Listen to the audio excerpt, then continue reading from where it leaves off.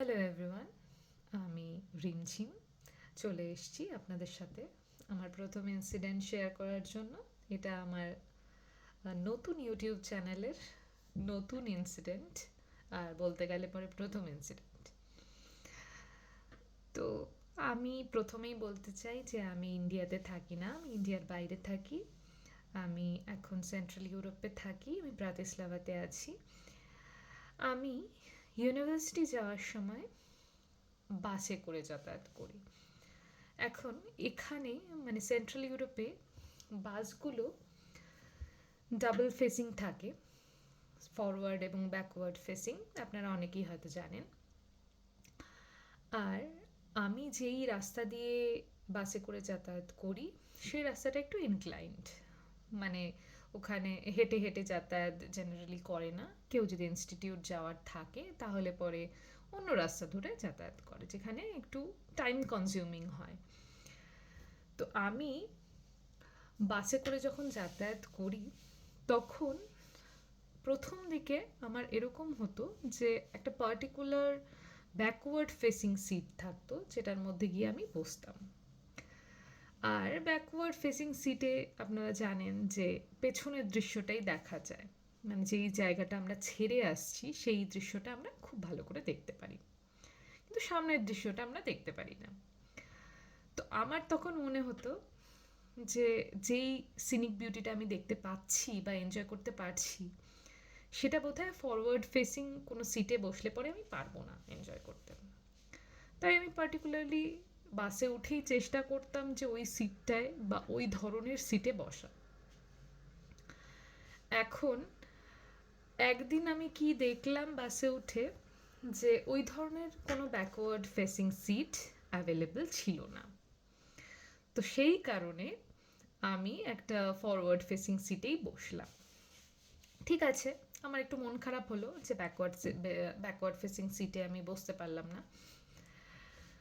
কিন্তু forward facing সিটে বসার পরে আমি দেখলাম যে সামনের রাস্তাটা কতটা সুন্দর। যেই সিনিক বিউটিটা আমি পেছন থেকে দেখে এসছি সেটার থেকে যেটা আমি তখন উপভোগ করছিলাম সেটা আরও অনেক বেশি সুন্দর, আরও অনেক বেশি চোখে শান্তি দেওয়ার মতো। তো আমার খুব ভালো লাগছিল। তখন আমি একটা জিনিস উপলব্ধি করলাম যে সবসময় আমরা যেটা ভেবে থাকি বা যেটা আমাদের গণ্ডির মধ্যে থাকে সেটাকেই আমরা বেস্ট বলে মনে করি, মানে আমাদের গণ্ডির মধ্যে থাকা সব থেকে ভালো জিনিসটা আমরা ভাবি, ধরে নিই যে ইন জেনারেল বেস্ট। কিন্তু অ্যাকচুয়ালি কি তাই? না।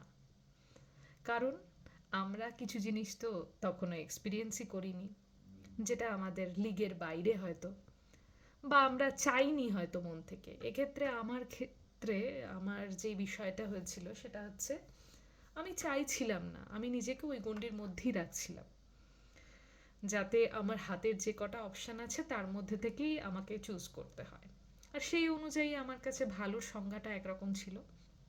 কিন্তু যখন আমি দেখলাম যে আমি একটু কমফর্ট জোন থেকে বাইরে বেরোলে পরে জগৎটা আরও বেশি সুন্দর হয়ে যায়, আর আরও বেশি সৌন্দর্য আমি উপভোগ করতে পারি, তখন থেকে আমি ফরওয়ার্ড ফেসিং সিটে বসা শুরু করলাম।